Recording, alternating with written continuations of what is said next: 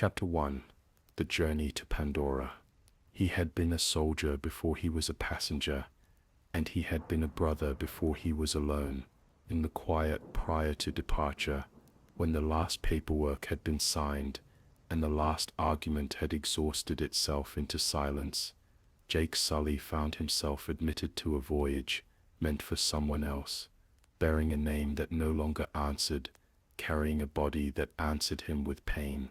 The berth on the starship waited because his twin no longer could, and the genetic likeness that had once felt like a private joke was now a key in a lock he had never planned to open.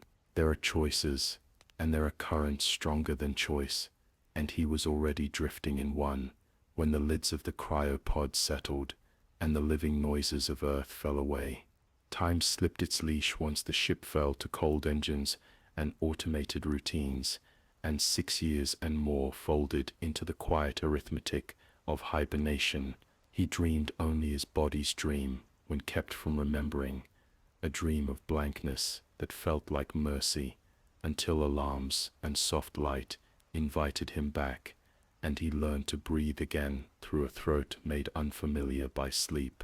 The medtechs had their practiced words, to orientation screens their patient maps, but his first knowledge of arrival was the low tremor through the hull and the slow spreading comprehension that the long corridor of his life had opened into a new air, a new gravity, a new set of consequences arranged like stepping stones before him.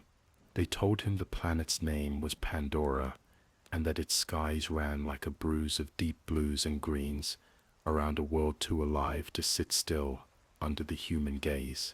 Its atmosphere would kill him without a mask. Its gravity would make him lighter than his body remembered. Its forests were a cathedral of old growth and practiced defense. The company called the ore unobtainium and measured value in cold numbers, shipping forecasts, and tonnage, and the armed men and women who walked the gantries spoke in clipped sentences about perimeter checks and clear lines of fire. Yet even within those practical phrases, there moved something else, a feeling that the world under the clouds regarded them the way a sleeping animal regards a noise in the dark, alert without haste, listening. When the bay doors opened and the new arrivals rolled and limped and walked into the light, heat met them with a damp insistence of breath, and the air, even filtered, carried a scent he could not name, a sweetness edged with metal, as though rain had just left the earth and something larger had noticed. He knew the old ache in his legs would not follow him here, not when he lay within the machine that would carry his mind into another body, but he felt the chair's weight all the same, and the way the world rose a notch each time the ground dipped. He felt the long training of balance that had kept him upright against the slant of a life he had not chosen. Hell's Gate was a hive of intentions, a place where glass corridors and steel braces wove a geometry against wilderness, where cargo lifters shrugged their burdens beneath high nets, and technicians traced luminous veins across control panels like cartographers naming unnamed coasts. He met Colonel Miles Quaritch in a room that smelled faintly of oil and polisher, the man's voice hard and assured, the promise simple and barbed: do the work, gather the knowledge, help clear the way, and the favor of strong institutions would find him afterward, perhaps in the form of a spine rebuilt and legs that might remember how to obey. It was a promise dressed like salvation and shaped like a bargain, and Jake, who understood chains of command and the currency of loyalty, placed it carefully among his reasons, without forgetting what it would cost. Elsewhere, in a lab filled with leaves under glass and pale blue light, Dr. Grace Augustine greeted him with the blunt reluctance of someone who had built a bridge over years, only to see others try to march across it with boots muddy from other wars. She spoke the language of the program he had inherited: genetic matches, neural links, the yawning distance between a human body and the tall, lithe forms grown in tanks for minds like his to occupy. There was grief in her voice for the brother he resembled, and a guarded patience for the soldier who had taken his place, and he recognized, even then, that he had entered a house where every door had a guardian, and every threshold asked for an offering. He watched the avatars sleeping in their great baths of nutrient, their blue skin the color of evening, their hands long-fingered as if made to touch wind. The first time he stood beside the glass, he studied the rise and fall of a borrowed chest, and imagined a second heartbeat loosening the knot that had gathered at the base of his ribs since the day a bullet and the long corridor of consequence had ended his old life. The technicians described the transfer with the calm of people who had measured many bridges and found them sound, yet even they could not give it any word more accurate than link, a term that admitted the mystery while taking its hand. At night he made his first field notes with the halting cadence of a man learning to hear himself again. The logbook recorder blinked with quiet red patience as he spoke into the hush of his assigned room, describing what he knew and what he had been told, the layout of the compound, the schedule of briefings, the way the jungle beyond the fences seemed to press its palm against the transparent walls, as though feeling for a pulse within. There are habits that survive any voyage, and for him, the habit of reporting offered a scaffold on which to steady his thoughts, so he built his days upon it, detail by detail, until the blank spaces began to show a shape.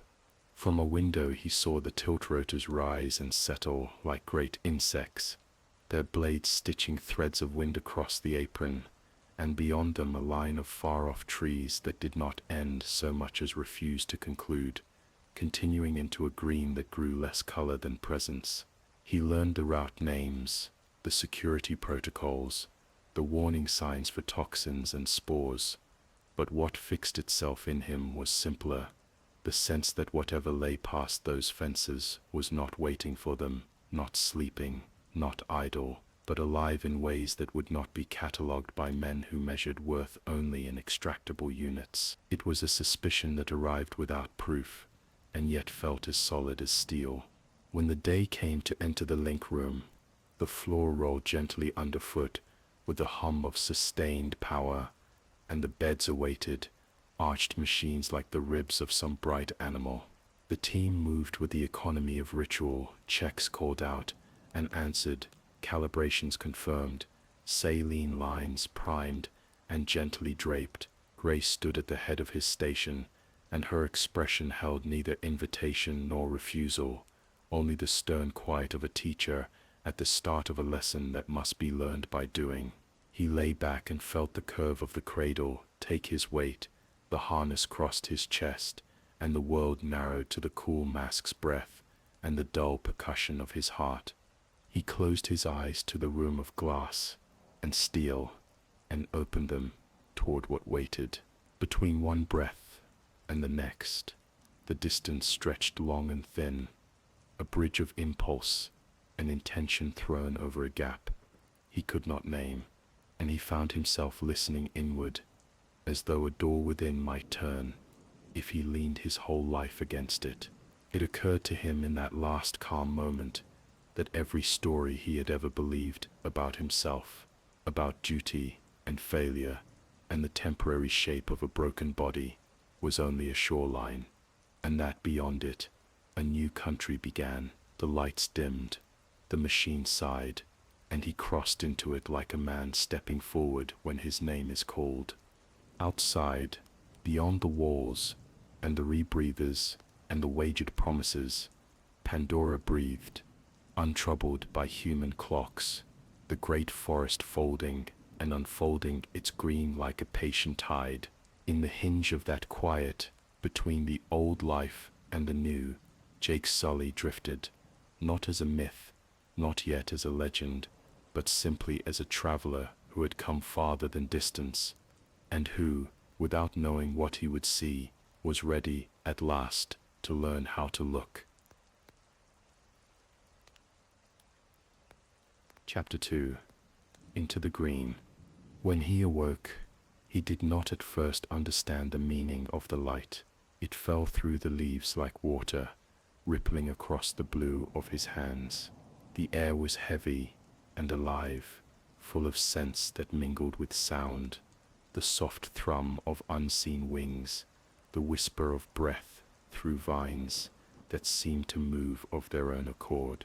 For a long moment he simply stood, unsteady, in a body that felt both familiar and foreign, the ground cool and springing beneath his new feet. He flexed the long fingers, feeling the strength in them, the surety in the way the air brushed against his skin. His first breath was a revelation, deep and full, as if he had been holding it all his life. The technicians called it the link, but the Navi had no word for such division between body and mind. In this new shape, Jake Sully walked with height and balance he had not known in years, a man remade through grace and borrowed biology. The scientists watched from behind glass as he stumbled out into the daylight, their voices sharp with caution, but he was already too far into the wonder to hear them. The world beyond the lab spread in waves of green and gold, the canopy alive with motion. The jungle was not merely scenery, it was presence. Every sound seemed to regard him. By the second week, he could run without stumbling. The muscles of his new body answered like old friends. The world's gravity held him lightly, and the air filled his chest as though it meant to keep him. The logs he sent back to base became less clinical, more uncertain, full of questions that no protocol could answer. He described the color of night under Pandora's moons, the way the bioluminescence rose in patterns like constellations beneath the soil, the echo of distant calls that might have been songs. The planet spoke, and he began, without knowing, to listen.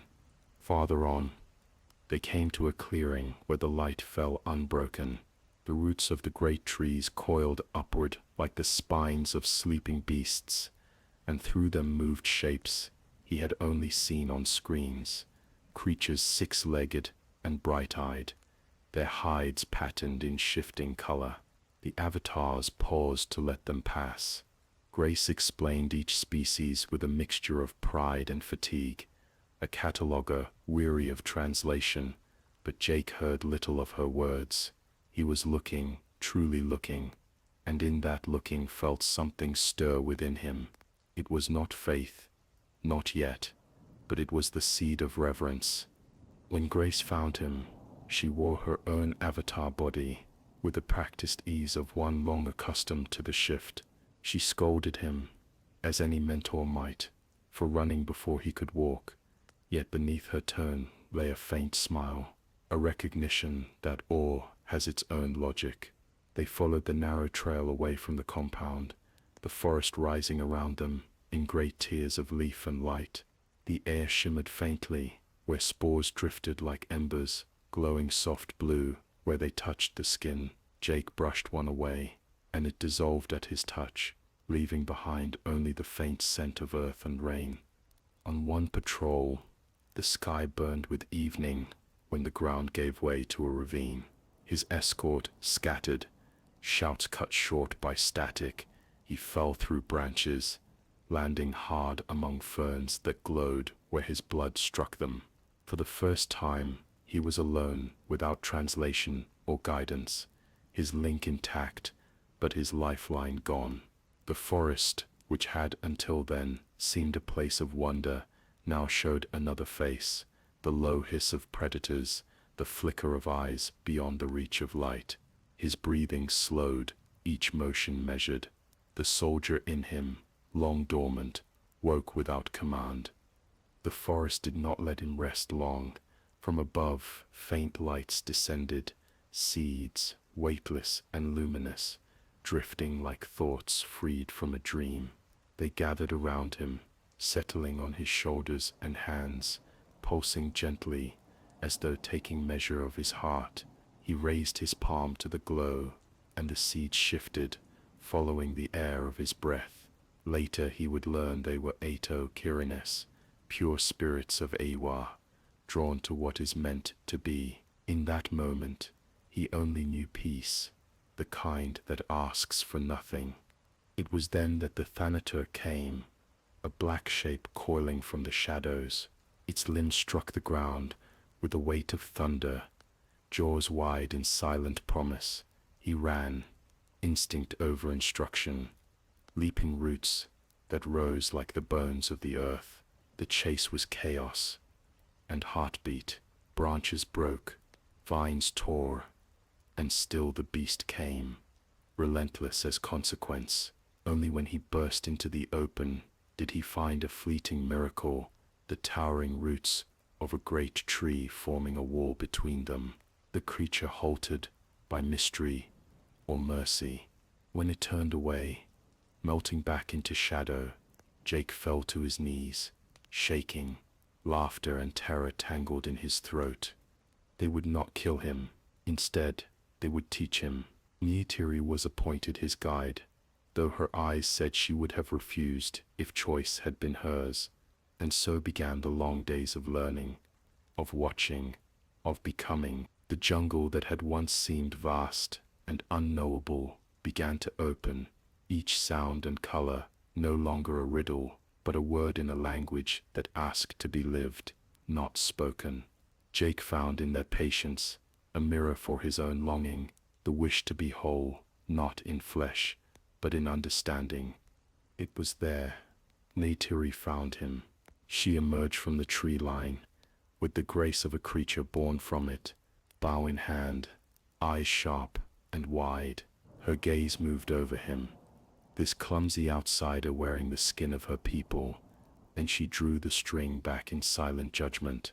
The spirits drifted between them, light touching her arm, her cheek, her weapon. Something in their motion stayed her hand. She lowered the bow, expression unreadable, and for the first time Jake heard the voice that would follow him through every breath to come. She spoke a language he did not yet understand, but meaning passed through tone and silence. It was not welcome, not yet, but it was not rejection. That night she led him through paths that wound like thought itself, through groves that breathed light. The forest was transformed under darkness, each leaf a lamp, each creature a constellation.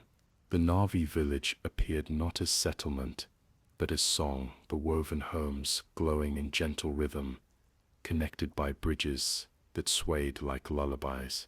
Jake followed Neytiri to the center, where the Ometkaya gathered in a circle of slow curiosity and distrust. Itukan, their leader, studied him with the caution of one who has seen too many omens arrive in the form of men. Mowat, the Sahik, placed her hand upon him, her voice low, as if speaking to the world itself. The seeds came again, resting on him, and even the skeptical bowed their heads. There are moments when the unseen declares its will. By the time the first dawn came, after his arrival among them, he no longer looked toward the fences of Hell's Gate. When he woke, the metal walls were distant. Now, a dream fading beneath the rhythm of drums and breath. Pandora was no longer the world beyond. It was the world itself, and he, who had come to observe, had begun, quietly, almost unknowingly, to belong. Chapter 3. Learning to See. Each morning began with the hum of life that seemed to come from the very soil. The forest awoke, not in noise but in rhythm, and within that rhythm, Jake Sully found his days reshaped. The Na'vi rose with the first breath of light, their movements quiet, deliberate, and in harmony with things he had only begun to understand. Neytiri's shadow was his compass now. Wherever she walked, he followed. Wherever she paused, he watched. The soldier who once learned to move by command, now learned to move by listening. She taught him the steps of their world, the way each creature had its path, and each plant its voice. She corrected his every misstep, with the calm of someone guided by more than patience. She moved as though she carried the knowledge of the forest within her skin. When he reached for fruit too early, she shook her head. When he crushed a flower without thought, she crouched and lifted the broken stem, as one might lift a wounded limb. All energy is borrowed, she told him, through gestures and tone, and one day you have to give it back. Though he did not yet speak her tongue, he understood the weight of the lesson. Days turned to weeks. His progress was marked by laughter, by frustration, by the quiet acknowledgement of the clan that this outsider, this dreamwalker, was not entirely lost to them. He learned to climb the massive trees, to ride the dire horse, whose 6 legs thundered like drums against the ground. The neural bond to Heilu was his first true communion, a shock of unity that silenced every thought. When the creature's heart beat, he felt it echo in his own chest. When it turned its head, he saw through its sight. He had thought himself whole when his legs first returned to him in this body. Now he learned there were deeper ways of being whole. At night, under the great boughs of Hometree, he sat with Neytiri and repeated her words until they shaped themselves into meaning. The Na'vi tongue was not learned so much as surrendered to. It required listening beyond sound, to cadence, to breath, to the intent that bridged silence. In those evenings, he began to speak less like a soldier and more like a child rediscovering wonder. Grace watched from the shadows, recording each moment with the careful awe of a scientist who knows she is witnessing a kind of alchemy. His dreams changed too, no longer filled with the hum of machinery or the narrow corridors of base and barracks. They became landscapes, blue forests lit by unseen moons, rivers that whispered in a language older than time. Sometimes he woke without knowing which world he had returned to, the human or the Na'vi. The link pod became less a bridge and more a boundary he dreaded crossing. One evening, Neytiri led him deeper into the forest, beyond the roads he had come to know. The air grew thick with the scent of moss and fruit, and the ground sloped downward toward a hollow of light. There, beneath roots that glowed faintly like veins, grew the tree of voices. Its tendrils swayed in still air, their motion like slow breathing. Neytiri bowed before it, her hands pressed to the earth, and Jake followed, unsure but reverent. She guided his cue to the filaments of the tree, and the world contracted into pulse and sound. He felt voices, not heard but felt, rising through him, echoes of the dead, whispers of memory, the continuity of all who had lived before. It was not belief, it was presence, and it left him trembling with humility. Later, as they walked back, he asked in broken Na'vi what it meant. Neytiri only smiled faintly and said, "Eywa has heard you." He did not yet know whether that was blessing or warning. From the lab came distant pressure, the voice of Colonel Quaritch, promising him return and reward, the old world calling through static. They asked for maps, for details, for progress. Jake gave them words without heart, reports that felt less real than the breath of the forest around him. He was supposed to gather intelligence, to prepare the way for what humans would later take. Instead, he found himself gathering reverence. The balance within him tilted quietly, almost imperceptibly, toward another kind of loyalty. Grace saw it too. In her lab journals, she wrote of his transformation, not as a study, but as a revelation, a human mind unmaking itself in the presence of a living world. She tried to warn the administrators, but the company's language had no room for wonder. They spoke of efficiency and output, not connection or soul. When they spoke of the Na'vi, it was as variables, in a negotiation. The bond between Jake and Neytiri deepened in the days that followed. She began to see that his questions came not from curiosity alone, but from need.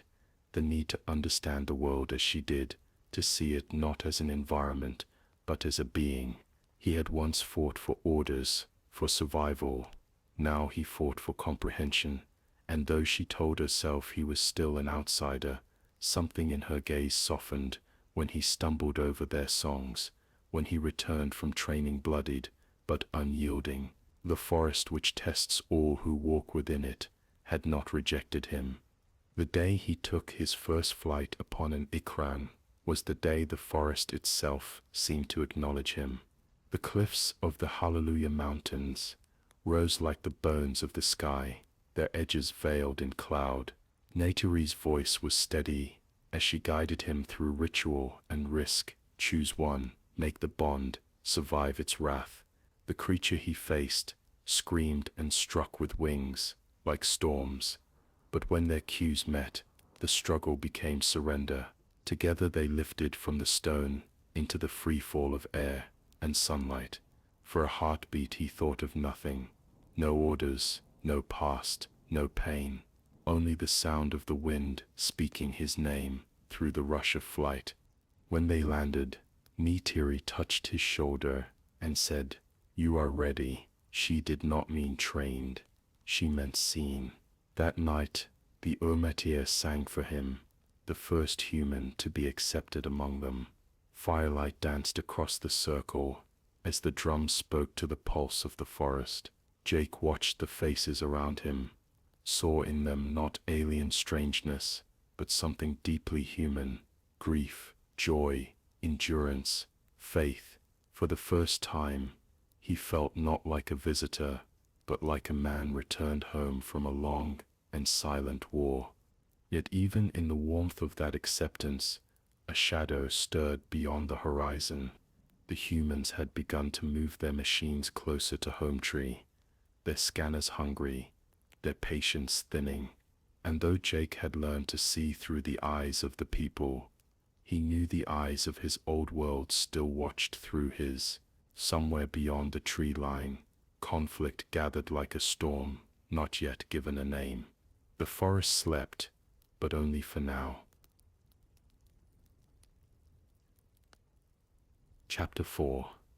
The Fall of Hometree. The signs began as tremors beneath the calm. At first, they were easy to ignore. The distant hum of engines carried on the wind, the dull pulse of machinery muffled by the forest's song.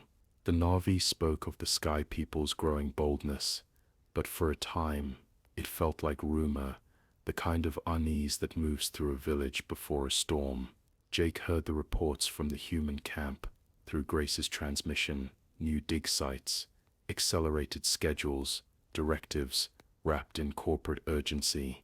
To the men and women at Hell's Gate, these were just operational updates. To the forest, they were the first cracks in the living earth. Each morning Jake rose beside Neytiri, the forest's breath still cool around them. His life had divided itself cleanly into two worlds, the one of glass and steel, and the one of leaf and firelight.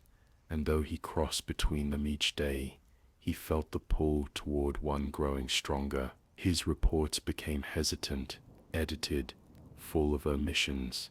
He no longer spoke of troop movements or mineral deposits. Instead, he found himself defending what he could not quantify: the worth of stillness, the sanctity of roots. Grace warned him quietly that he was walking a narrow line, but her voice carried no judgment. She, too, had chosen which side of the line she would stand on. When the machines arrived at the sacred grove, the forest trembled, the ground shivered beneath the weight of their treads, and the air filled with the throb of distant rotors. From above, columns of smoke lifted into the dawn. Jake's pleas to the RDA's command center were met with hollow reassurance. The same rehearsed lines about diplomacy, resource security, and non-lethal enforcement. Quaritch's voice, cold and steady, broke through the noise with a promise: "We're moving in." clear the area. Jake ran to Neytiri, to Itukan, to Moat. Words stumbling between languages, he begged them to leave, to evacuate Hometree before it was too late, but their faces were carved in disbelief. How could a man who claimed to be one of them warn of destruction at such a scale? They had seen skirmishes, yes, but not annihilation. Hometree had stood for generations, its roots older than memory. To abandon it would be to sever themselves from their ancestors. "You will never be one of the people," Neytiri cried, when he confessed his part in it, the betrayal, unintentional but complete. Her voice broke like bark under flame. Grace stood beside him as the first strike began. The sky filled with the shapes of gunships, their rotors stirring the air into chaos. The first missiles tore through the upper canopy, scattering leaves that burned as they fell. The roar was endless, a sound too large for the human throat. Hometree groaned as though alive, a living cathedral breaking under its own grief. The Na'vi scrambled to defend what could not be defended. Arrows hissed upward against metal and fire, vanishing in the blaze. The ground shook as roots snapped, massive limbs collapsing in clouds of ash and splinters. The air itself seemed to cry out. Jake shouted into the radio, pleading for a ceasefire, but his words were swallowed by static. Quaritch's voice cut through once more. "You had your chance, son." Then came silence, broken only by the sound of the earth splitting open. The great trunk fell in slow motion, as though time itself wished to avert its eyes. Flames ran along its length, like veins of sorrow. The people screamed, not in fear, but in disbelief, the unthinkable made real. Neytiri's bow snapped in her hands. Grace pulled Jake away as debris rained down, the heat forcing them back toward the forest's edge. The wind carried the scent of burning sap and flesh, of endings written in smoke. When the noise faded, only ruin remained. The skeleton of Hometree stood black and hollow against the reddened sky. Survivors moved like ghosts among the embers, calling names that no longer answered. Jake, stripped of trust, could not meet their eyes. He returned to the link chamber to plead with the administrators, to demand an end to the operation. But the RDA's leadership had already made their calculations. The destruction was to them progress. It was then that the Na'vi cast him out. Neytiri found him among the ruins, the glow of her tears faint against the ash. "You will never understand," she said, and the words were not cruel, only final. He reached for her, but she turned away, her steps light, even in grief. The bond between them had been forged in wonder and broken in fire. There are fractures that do not heal, only deepen. Grace and Jake fled into the wild that night, the company's forces hunting them through the burning forest. The Avatar's link systems flickered, damaged, unreliable. Somewhere in the chaos, Grace was struck by gunfire, an accident, a punishment, or simply the inevitable convergence of paths that could not coexist. Jake carried her through the night, her breath shallow, her blood bright against the earth. The forest, still burning in the distance, seemed to whisper around them the sound of mourning and of judgment. When they reached the refuge of the Tree of Souls, the surviving Na'vi had gathered there in silence. The glow of its roots pulsed like a heartbeat beneath the ground. Jake laid Grace at its base, begging for eywa to receive her. Neytiri watched from a distance, her face unreadable. Motei led the chant, her voice steady as she called the spirits of the ancestors to guide Grace's passing. The forest's light rose and shimmered, enveloping her in a luminescent wave. For a moment Jake believed it would work, that the link between worlds might bridge death itself, but when the glow faded, only stillness remained.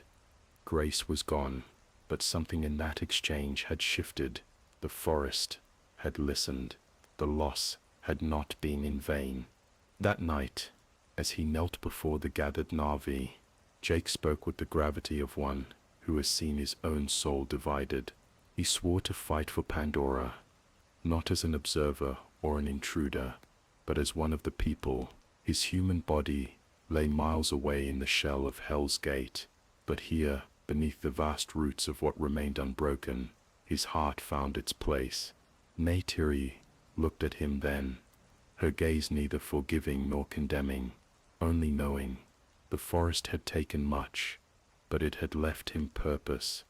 And so, in the ashes of Hometree, among the echoes of flame and grief, the war for Pandora began.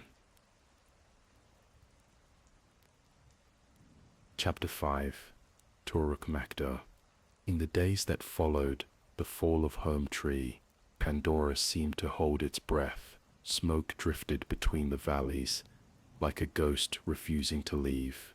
The Na'vi scattered into the deep forest, their songs replaced by silence. The great mother tree that had sheltered generations lay broken, its ashes mingling with the soil, and even the smallest creatures moved cautiously, as if fearing the echo of human engines. The people of the Ometekaya had lost not only their home, but their certainty that the forest would always protect them, that eywa's balance could not be undone.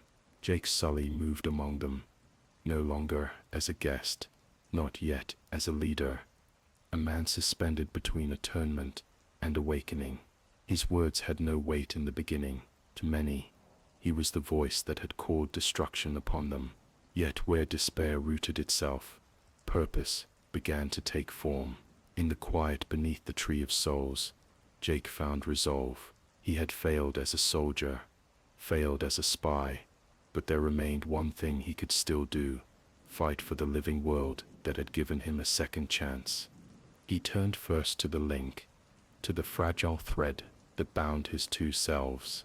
In his human body, he spoke to the remaining members of Grace's team, Norma, Trudy, and the few who still believed in Pandora's right to exist beyond exploitation. They worked in secrecy, bypassing RDA security, using stolen codes and salvaged equipment. Each day, Jake awoke in one body and lay down in another, the distance between them growing smaller with each breath. The human shell became a vessel of necessity. The Na'vi form became his truth. When he approached the clan again, they listened without promise. Neytiri stood apart, her face carved from grief. The others waited, arms crossed, their distrust a living thing. Jake spoke not as a man who deserved forgiveness, but as one who understood loss. "You saw what they did," he said, his voice trembling. "You saw what they will do again. I was blind, but now I see. They will not stop, not until this world is gone, but we can make them leave." He told them of a path through the mountains, of a creature few dared speak of, the Toruk, the great red and black predator that ruled the sky.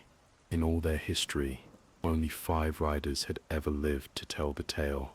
The Na'vi called such a rider Toruk Makto, the one who unites the clans. It was not a title to be claimed, but a destiny to be proven. If he could tame the last shadow, he could earn their trust, not through words, but through the will of Eywa herself. The climb to the Hallelujah Mountains began before dawn. Jake scaled the floating cliffs with only a bow and his breath, the air thin and shimmering around him. Vines swung over endless drops, each step measured against death. When he reached the nesting grounds, the wind roared through the stone arches like the voice of the world itself. The Toruk waited above, wings folded, eyes bright as molten gold. Its cry broke the clouds, scattering flocks into the mist. He waited until the storm rose. The air turned white, and lightning crawled across the horizon. He leapt from the cliff, the Ikran beneath him, screaming as they fell through the chaos. The Toruk struck from the side, a flash of teeth and fury, but Jake did not turn away. He dove, rolled, and flung himself from his mount, arms spread like wings, the bond queue snapping free in the wind. The fall was a prayer. The Toruk met him in midair, claws slicing the air around him, and in that instant, Jake reached forward, the tendrils connected, Sahelu complete, and the storm fell silent. The bond was not taming, it was surrender, shared on both sides. The Toruk's power coursed through him, its heartbeat immense, its sight endless. Together they climbed through the clouds, until the world below was nothing but light and shadow. When they descended, the wind followed them in spirals, and the forest bowed beneath the weight of their return. At the Tree of Souls, the Navi gathered in disbelief. Children ran forward, pointing toward the sky where the Toruk's silhouette grew larger, wings cutting arcs of fire through the light. When it landed, the earth trembled. Jake dismounted and stood before them, his eyes calm, his voice quiet. "I am Toruk Makto," he said, "not in pride, but in offering. I will fight with you." Atakan had fallen in the destruction of Hometree, and so it was Moet who stepped forward.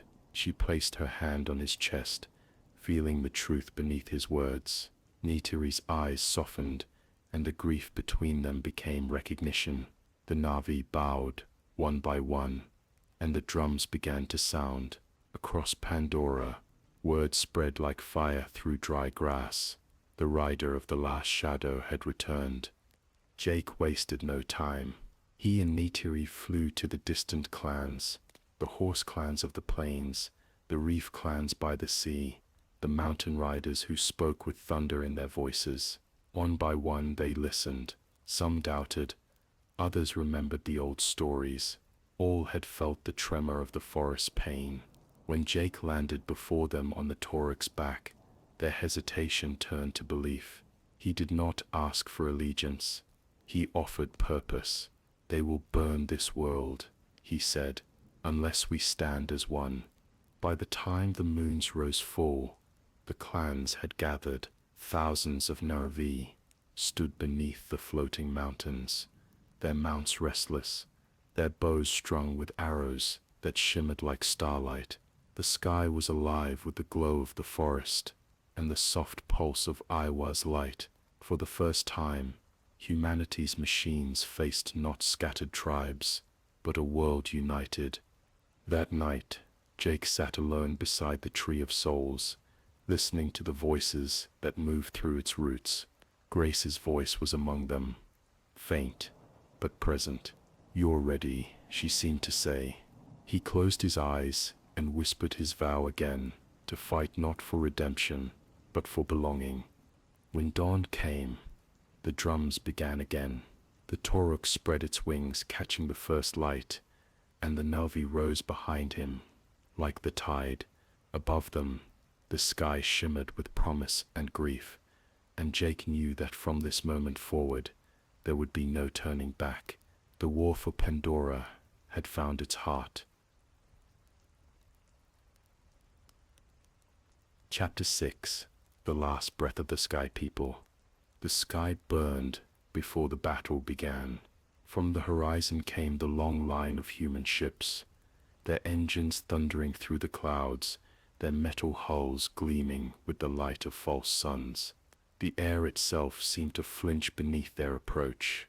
To the soldiers inside, it was a mission, coordinates, objectives, a timetable.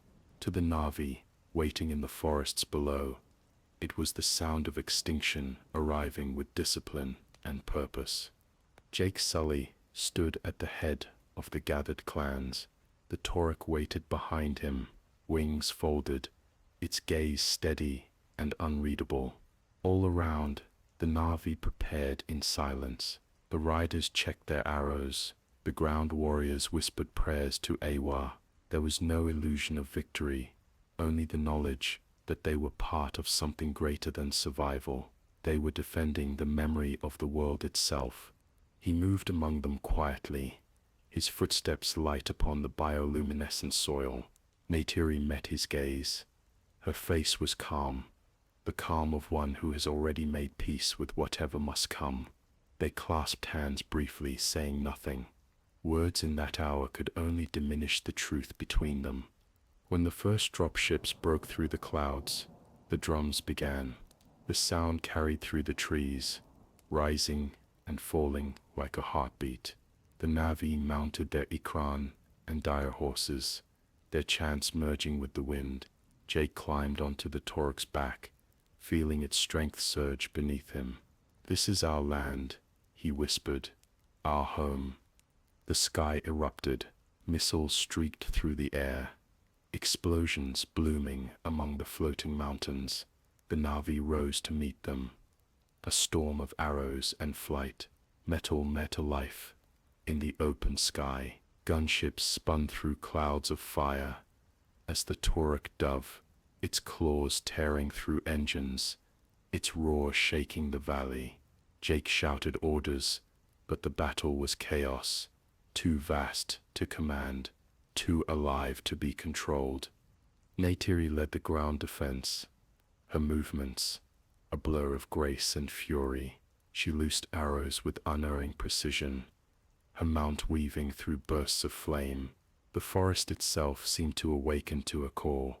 Great beasts thundered from the undergrowth, striking at the machines that scarred the land. The hammerhead titan tethers charged through lines of fire, their roars drowning out gunfire. Even the smallest creatures took part, swarming over soldiers who could not understand the will of the world they had invaded. In the sky, Jake saw the human carrier, Quorich's ship, hovering above the battlefield like a vulture over carrion. He knew that if the ship reached the Tree of Souls, it would end everything. The RDA's plan was simple and merciless: to burn the spiritual heart of Pandora, to silence Eywa herself. Jake urged the Toruk higher, its wings slicing through the thickening smoke. Behind him, the surviving riders followed, their chants rising even over the scream of engines. He broke through the upper clouds. Just as the ship began its final descent, gunfire erupted, traces cutting the air around him. The Toruk veered, dived, then climbed again, its claws raking across the carrier's hull. Sparks flew, metal groaned. Below, the battle raged unchecked, fire spreading through the forest like spilled sunlight. Inside the control deck, Quaritch watched the monitors with the cold precision of a man who had already decided what would be lost. When the alarms began to sound, he did not flinch. "We finished this," he said into the comms. His hand found the release switch for the incendiary payload. Jake knew what was coming. He angled the Toruk downward, diving toward the ship's engines. The air pressure tore at him, the sound of wind and fire merging into one endless scream. He loosed the last of his grenades into the intake vents, then pulled away, the blast blooming behind him. The carrier lurched, fire spilling from its wings. Below, the Navi looked up to see their enemy fall like a dying star. But it was not over. Quaritch, encased in his amp suit, had already descended in an escape pod. He landed near the Tree of Souls, his machine's footsteps shaking the earth. Jake's avatar body was there, disconnected from the link, as his human form fought to return through the chaos. When the colonel tore open the link shack, the world shuddered between two selves.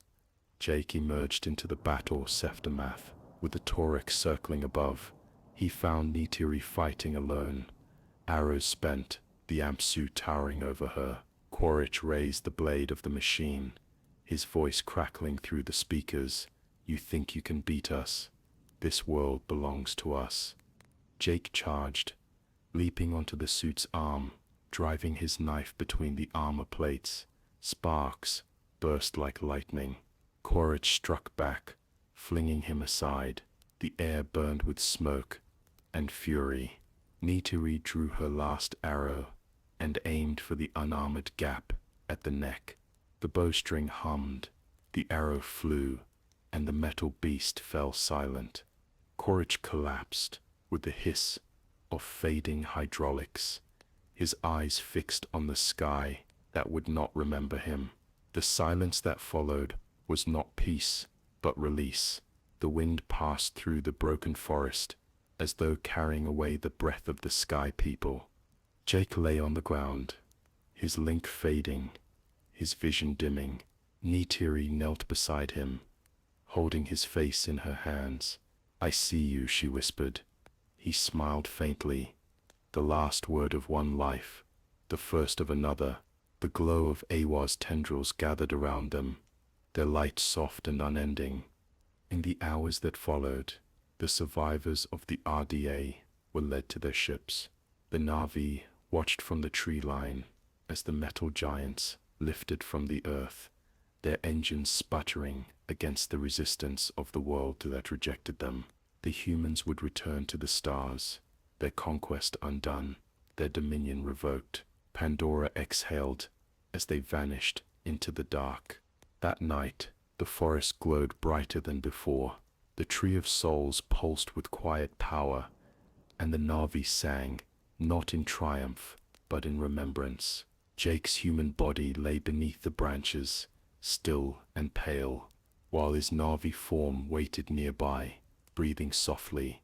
The transfer ritual began, the final crossing. Voices surrounded him, the living and the dead intertwined in a single song. The roots reached out, wrapping him in light. He felt his heartbeat slow, then quicken, then change. For a moment, he drifted between two worlds, neither lost nor found. Then came stillness. When his eyes opened, the world was blue and new again. The air was warm against his skin, the ground alive beneath his hands. Neytiri stood before him, her eyes shining with tears. He breathed once, deeply, and smiled. Jake Sully was no longer a visitor. He was Na'vi. He was home. Chapter 7. The Quiet of the Forest. When the echoes of battle faded, Pandora was silent for a long while. Smoke lingered in the canyons, rising through the canopy in thin gray ribbons that dissolved into dawn. The scars of war cut deep, yet beneath them, life endured. The great trees, though wounded, began to heal. Vines reached toward sunlight, roots found water again. The forest does not forget, but it forgives in the language of growth. Jake Sully woke to that quiet. The ritual had left him drained, but whole, his spirit no longer bound to the fragile vessel that had carried it from earth. The breath that filled his lungs was not borrowed air, but his own. He rose slowly, the ground cool beneath his bare feet, and looked out over a world he could finally call home. The sound that met him was not silence, but harmony, the chorus of insects, the rustle of leaves, the murmur of unseen rivers. Everything was awake. Neytiri stood beside him, her hand finding his, without a word. Around them, the clan moved carefully among the ruins, tending to the wounded, rebuilding shelters, gathering the scattered remnants of a life interrupted. Children laughed again, shyly at first, then freely. The Omaticaya had returned to the rhythm of living, guided not by victory, but by remembrance. The sky people were gone. Their ships had vanished into the black above, leaving behind their wreckage and their ghosts. The clearing where Hometree once stood had become a sacred space, a scar and a promise in one. Each evening, the Na'vi came to light the fires and sing, not of revenge or triumph, but of connection, of the long thread that binds all lives together through eywa. Jake listened, sometimes joining in, sometimes silent, letting the rhythm of their voices wash over him like rain. In time, the forest began to reclaim the places the humans had taken. Steel rusted, glass broke, vines climbed over towers once thought indestructible. What machines had leveled, the earth reshaped. Insects built homes inside hollow pipes. Moss covered the footprints of war. To the Na'vi, it was proof that eywa endures. To Jake, it was forgiveness written in green. He spent many nights beneath the Tree of Souls, his thoughts drifting like the glowing seeds that floated in the air. Through the connection, he could feel Grace's presence, still faint, like the echo of a voice carried across time. He spoke to her sometimes, not in words, but in gratitude. She had shown him the path when he could not see it, had believed in the world's spirit when he only saw its use. And through her, he had learned that every heartbeat, every breath was part of a larger song. The Na'vi rebuilt their home, not in defiance, but in understanding. The new dwellings rose higher in the trees, woven from branches that still lived, that would grow as the years passed. The young were taught not only to hunt and fly, but to remember what had been lost. In their stories, Jake's name began to take root, not as savior or conqueror, but as one who had crossed from blindness to sight. He carried that honor quietly, aware that it was not his alone, but shared by all who had fought, by all who had believed. Sometimes, when the moons hung low and the forest shimmered with blue light, he and Neytiri would climb high above the canopy. There they could see the floating mountains gliding in slow arcs through the mist, their waterfalls falling into nothingness. The wind would rise, carrying the scent of rain and soil, and Jake would close his eyes. He would think of earth, of gray cities and empty skies, and feel no longing. The man who had once come seeking redemption had found belonging instead. The days grew longer, and peace settled over the land like mist at dawn. Yet Jake knew the memory of what had happened would never vanish entirely. The Sky People might one day return. The greed that had driven them would not be extinguished by distance, but the world would be ready. The clans were united now, bound not by fear, but by shared purpose. The forest had shown them that even in ruin, there is renewal. On the anniversary of the battle, the people gathered once more beneath the great canopy. The fires burned low, their light flickering on faces calm with remembrance. Jake stood before them, the air heavy with the scent of wood smoke and blooming roots. Eywa does not forget, he said softly. She remembers every life, every choice. We live because she endures, and we endure because we live together. His words carried into the quiet and were met not with cheers, but with song, a slow, rising harmony that spread through the forest, carried by the wind. When the night deepened and the fires dimmed, Jake and Neytiri sat together at the edge of the grove. The stars stretched endlessly above, mirrored by the glow beneath the leaves. He felt the pulse of the world beneath him, the same pulse he had once heard through the machine that had given him this body, the same rhythm that had guided him ever since. The forest whispered in the language of living things, a sound beyond words but filled with meaning. Jake leaned back, his eyes half closed, listening to the heartbeat of Pandora. The war was over, but its lessons remained. That connection is strength, that reverence is not weakness, that life, when seen truly, is one continuous breath. The night deepened, and the forest exhaled. In that quiet, everything was as it should be, alive, aware, at peace. The wind passed softly through the leaves, carrying with it the promise of dawn.